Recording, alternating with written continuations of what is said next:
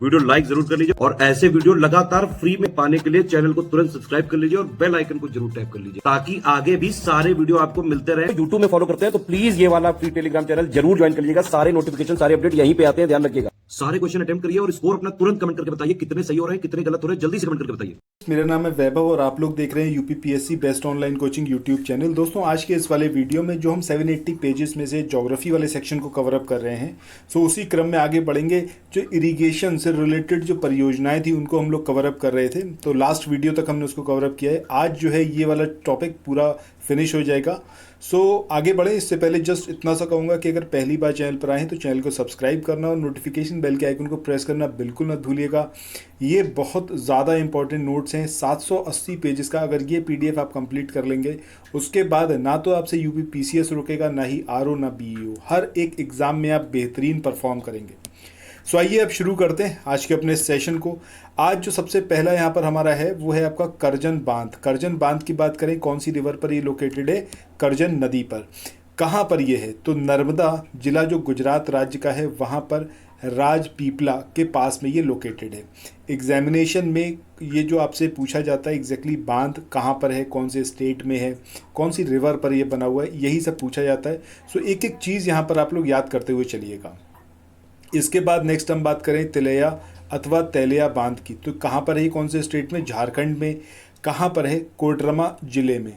उसके पास में बराकर रिवर पर ये लोकेटेड है। तो रिवर बराकर रिवर, कोडरमा जिला झारखंड में लोकेटेड है आपका तिलैया या फिर तैलिया बांध।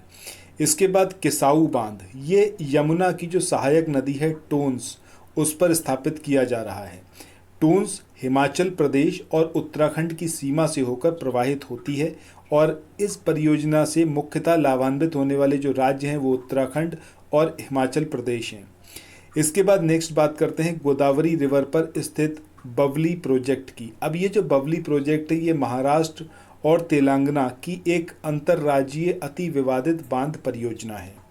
इसके बाद नेक्स्ट हम बात करें तपोवन और विष्णुगढ़। ये जो जल विद्युत परियोजनाएं हैं ये उत्तराखंड के चमोली जिले में अलकनंदा रिवर पर लोकेटेड हैं। इसके बाद नेक्स्ट है आपका महाकाली संधि। ये भारत और नेपाल के बीच में फरवरी 1996 में हुई थी और इस ट्रीटी के तहत जो है महाकाली अथवा शारदा बैराज, टनकपुर बैराज और प्रस्तावित पंचेश्वर परियोजना आच्छादित है यानी कि कवर्ड है। नेक्स्ट बात करें कल्पसर परियोजना की, तो इसके अंतर्गत खंबात की खाड़ी गुजरात, उसके पास एक बांध बनाने की योजना है जिससे ज्वारीय शक्ति उत्पन्न की जाएगी, यानी कि टाइडल पावर है वो उसको वहाँ पर जनरेट किया जाएगा। इस योजना के तहत एक विशाल जलाशय का निर्माण किया जाएगा और उसके ताज़े पानी का उपयोग जो है वो कृषि, पेयजल और औद्योगिक प्रयोग में किया जाएगा। आगे बात करें तो देश में कुल सिंचित क्षेत्र में सर्वाधिक योगदान नलकूपों का है। सबसे ज़्यादा नलकूपों से इरिगेशन करवाया जाता है। इसके बाद नहरों द्वारा देश में लगभग 32%, जबकि तालाबों द्वारा लगभग 6% एरिया जो है वो उसमें इरिगेशन की फैसिलिटी प्रोवाइड की जाती है। बाकी जो बचा 5% उस पर सिंचाई के जो दूसरे साधन हैं उनका यूज़ किया जाता है। देश में अगर नहरों की बात करें तो नहरों से जो इरिगेशन किया जाता है ये सर्वाधिक कहाँ पर होता है? राजस्थान, उसके बाद आंध्र प्रदेश, उसके बाद पंजाब। मतलब नंबर 1 पर आपका आता है उत्तर प्रदेश, उत्तर प्रदेश के बाद राजस्थान, फिर आंध्र प्रदेश, फिर पंजाब।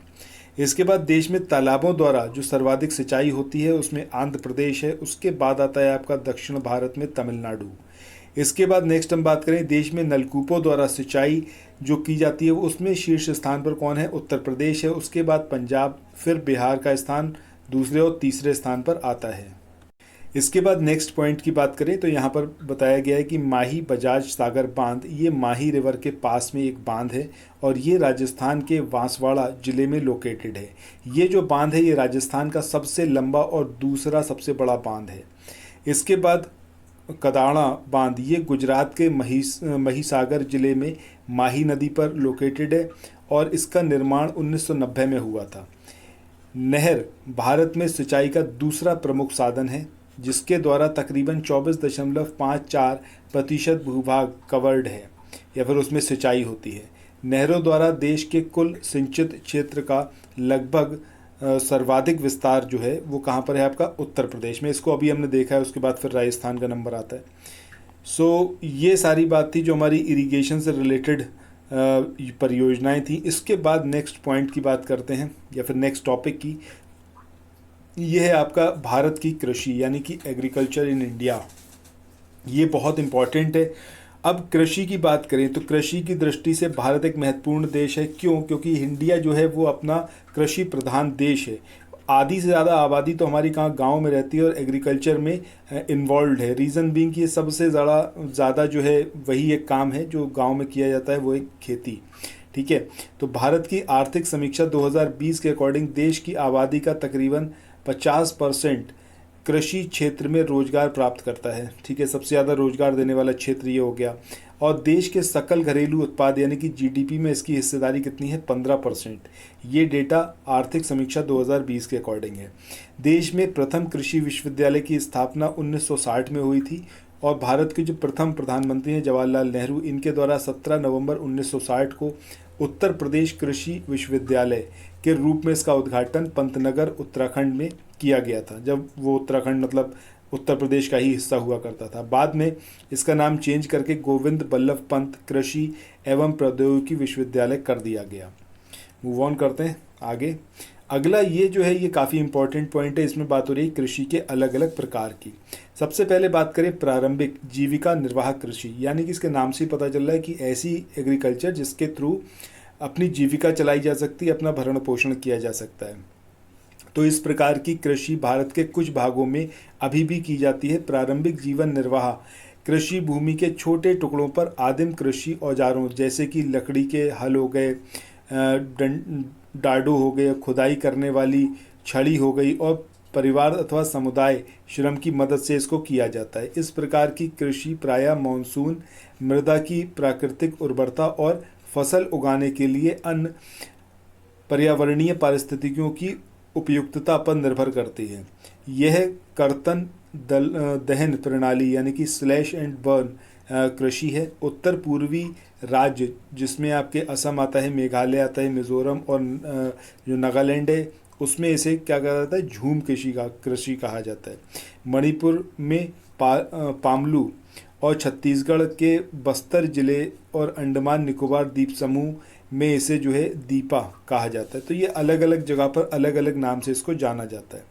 इसके बाद गहन जीविका कृषि की बात करें तो इस प्रकार की कृषि उन क्षेत्रों में की जाती है जहां भूमि पर जनसंख्या का दबाव अधिक होता है और यह श्रम गहन खेती है जहां अधिक उत्पादन के लिए अधिक मात्रा में जैव रासायनिक निवेशों और सिंचाई का यूज़ किया जाता है।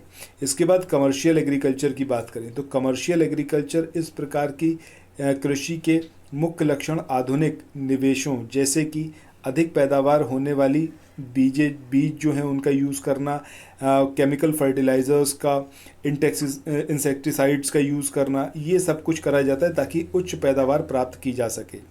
कृषि के कमर्शलाइजेशन का जो स्तर है विभिन्न प्रदेशों में अलग अलग है। अगर हम बात करें हरियाणा और पंजाब की तो यहाँ पर चावल जो है वाणिज्यिक कृषि का एक मेन फसल है, लेकिन उड़ीसा में ये जीविका फसल है।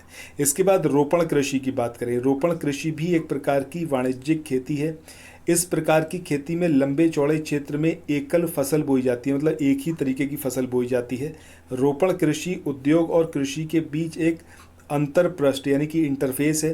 रोपण कृषि व्यापक क्षेत्र में की जाती है और अत्यधिक पूंजी श्रमिकों की सहायता से इसको किया जाता है।